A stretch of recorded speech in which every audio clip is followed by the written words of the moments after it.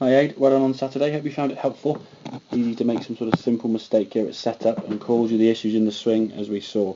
You can see it addressed now that your head tilted very much to the side, and because of this now, trying to make a backswing against that sort of top half of the spine that sort of tilted forward to target is going to be very, very difficult. What you're going to be forced to do now by adding that restriction, you're going to be forced to sort of sway off the golf ball to try and get your head back into some sort of neutral position in relation to the shaft. You can see here now when you get to the top of your backswing, your head now and your spine is a little bit more neutral, but you've done so by making an error in the backswing.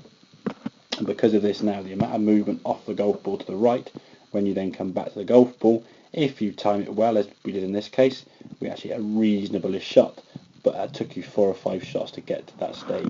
On a golf course, if you take 4 or 5 shots to hit a good one, make a bit of a mess of the first 2 holes, probably get frustrated, your posture and your body language will get a bit hunched and a bit down, and therefore now you'll swing worse and worse and worse. So what we're going to try and make sure we do is get that head a little bit more neutral, so through the spine angle, slightly tilted, and then the head to be in a straight line with that.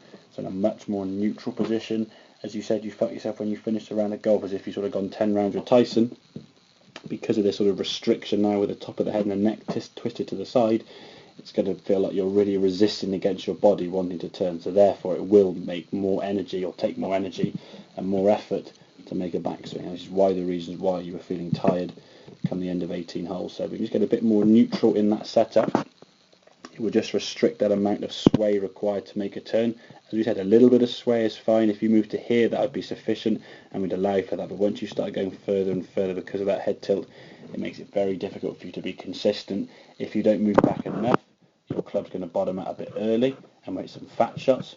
If the club doesn't bottom out, if we move too far as we come down, the club would get over the top and we could actually get some of the dreaded shoots off to the right there with the odd shank. So to make sure that setup's more neutral, head a bit more over the ball in terms of its position rather than tilted to the side, and then from there we can just rotate more effectively.